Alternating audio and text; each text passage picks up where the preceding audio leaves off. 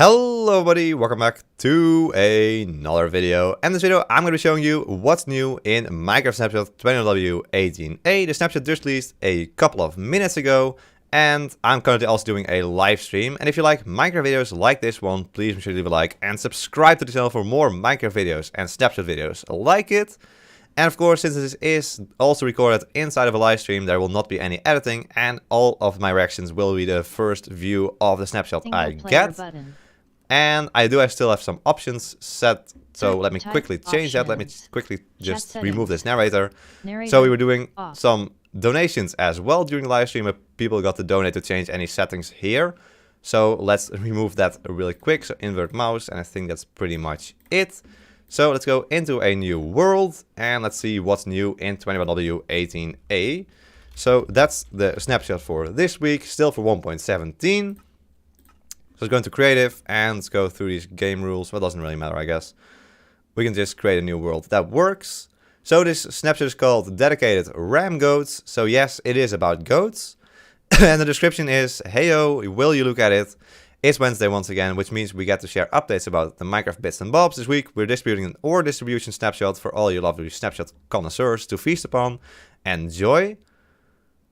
Right, and I think that's that. Yes, so there's once again an updated datapack we'll go through after the changes in 21w18a. So first through the changes of 20w18a and then through the changes of the datapack they've been releasing alongside every single snapshot for the last couple of weeks. So here we go. First of all, 20w18a, infested blocks are no longer instantly destroyed and have half the destroy time of their non-infested counterpart. So infested stone blocks, if you don't know, are these different blocks over here, and they contain silverfish. So if we grab these, and then if we grab some normal stone, for example, and some chiseled stone bricks, place these down. Oh, there we go. So these are all the different infested stone blocks. So there's all the different stone bricks as well, and there's also deep slate. And then place the stone, normal stone next to it right here, and the normal chiseled stone bricks.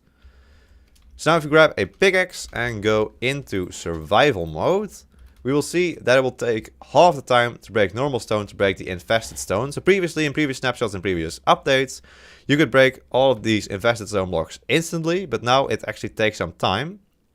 So here's normal stone with a netherite pickaxe, and here's the infested stone. Oh, I'm stupid. It takes double the time, actually. So the infested stone blocks will now take double the time to break. And as you can see, if you break them, a silverfish pops out. So this is normal chiseled stone bricks, and this is the infested chiseled stone bricks. It takes double as long as the normal stone types. Oh, that's not creative. There we go. Next up, screaming goats will use their ram attack more often than other goats will. So yes, there was a, well, hidden or secret type of goat in the previous snapshots, and that is the screaming goat. So let's grab one of those really quickly, and apparently the screaming goats have a higher chance of ramming entities than normal goats. So let's see if I can get one really quick. There we go, there's the command. And let's put it in there. So this is the screaming goat. And of course he screams. So let's summon a couple of those in. And then go into survival mode. We should see that these ram you faster than normal goats. Also, these silverfish are actually killing me. Come on, what are you doing? There we go. I think that goat just missed me, actually. Oh, yep, there we go. They're definitely going for me. Yep, they're going for me a whole lot, actually. So that's very easy to now distinguish the screaming goats from normal goats, because they actually go for you very, very, very often. There we go. Oh, we didn't even die from that. I didn't expect that. But there we go. That's the change to screaming goats. They now have a higher chance to ram you with their ram attack. And I think that's... Oh, there we go. I was slain by a goat. Very sad. So that's all the changes for 21w18a. Of course, there's a datapack as well. We get into that in a second. There are some bug fixes here. So now if you use an anvil and it breaks, so it has the last use, you try to I don't know, rename an item or add an enchantment with an enchantment book. And if it breaks previously and you try to grab the item, right, it would drop the item. But now that item will no longer be dropped. That's a very old bug that has been fixed. When closing the inventory while holding an item in the cursor in creative mode, the item disappears. That should no longer happen. So if you have an item in your hand like this and you close the inventory, there we go. It now automatically pops into your hotbar or into a slot in your inventory. So previously it would just disappear. And then most of the other bugs I think are just related to previous snapshots or crashes that have been fixed, which of course is important but not very interesting. So let's move over to the new data pack. So this updated data pack changes the distribution of ores. So let's get into the data pack. Let's see, I should just be able to put it onto Minecraft. So let's go back to the main menu and create a new world with the 21w18a data pack. So 21w18a data pack, and then right here we can add a data pack. There it is. That's the 21w18a data pack. Let's apply it as well. And let's see what's new here. So this is mainly the ore distribution that has been changed. And we'll go through all the different parts here, of course. And also cave generation has changed as well, I think. So I have to wait a little bit for this data pack to load. Of course, it might take a little bit longer since it is a data pack. And so there is more generation that needs to be done with all the different caves below the ground. All the way down to Y-64. So there we go. We'll now join the world. And we'll go into spectator and give ourselves some night vision as well to see what has changed. So effect, give myself some night vision. That's nausea, that's not night vision. Oh, very long and no particles, please. So first of all, they reduce the spawning of copper to compensate for large ore veins. So we should see less, blobs of copper around, which I think is true because previously, in previous snapshots, there was lots of copper around. Like every cave almost had some copper ore around. But now that doesn't seem to be the case anymore. There's a couple blocks here, but not too many. Next, the large ore veins are slightly more rare and slightly smaller on average, but the size varies, you can still find huge ones. So large ore veins were introduced a couple snapshots ago in these data packs. And apparently, well, they made them rare last time, and now they've made them even more rare apparently. So these are just huge areas of iron ore, deep slate iron ore and tuff. I got this wrong the last time, but I feel like it's... The other one is copper ore with granite. I think that's it. So copper ore with granite spawns above Y0 and tuff with iron ore spawns below Y0. So apparently they're a tiny bit smaller now, but can also generate huge. And they're more rare apparently now as well. Wow, I love that.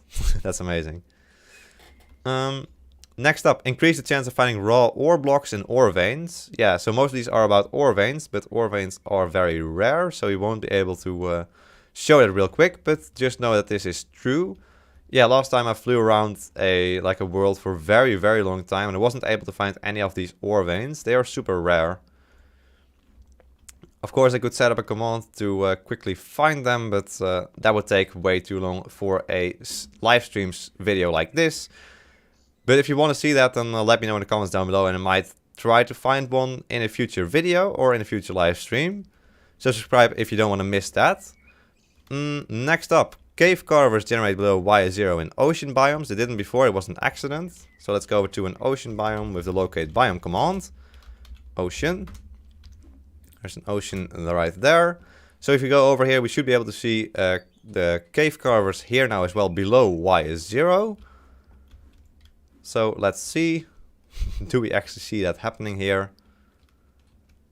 Yes. I think this is what they mean with the cave carvers below Y0. So that's nice to see that they've done that now as well.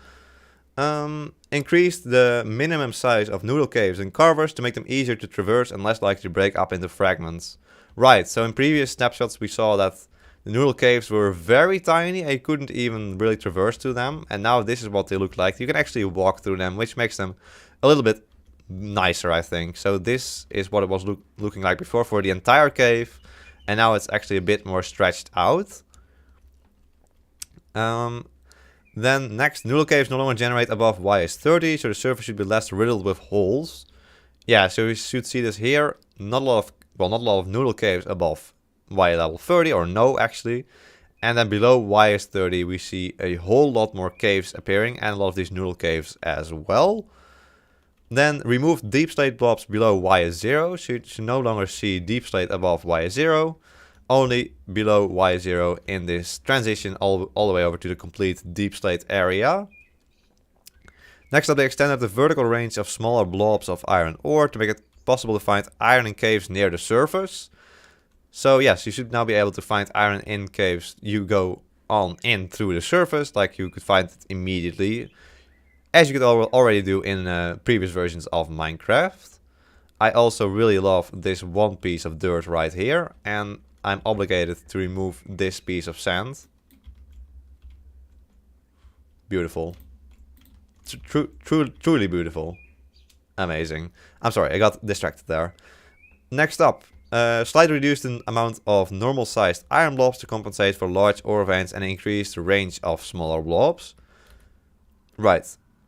So there are slightly less iron ore blobs, but because there are also the ore veins, and because they can generate up higher now as well, you should be able to find just as much iron as in previous snapshots as well. There we go, those are all the updates for the data pack, and I think that's all the updates for 21w18a as well. So if you like this video, please make sure you like and subscribe to the channel for more Minecraft videos like this one. Let me quickly check the livestream chat to see if they found anything else. Let's see, I don't think so. No. Alright, well, there we go. Then that's pretty much it. I hope you enjoyed this video, and I want to thank my tier 3 member, the Smikkelaar. Thank you so much for becoming a tier 3 member. If you also want to become a member, click the blue join button below the video to check out the different tiers. There we go. I hope you enjoyed this video. I hope to see you in the next one. So until then, bye bye.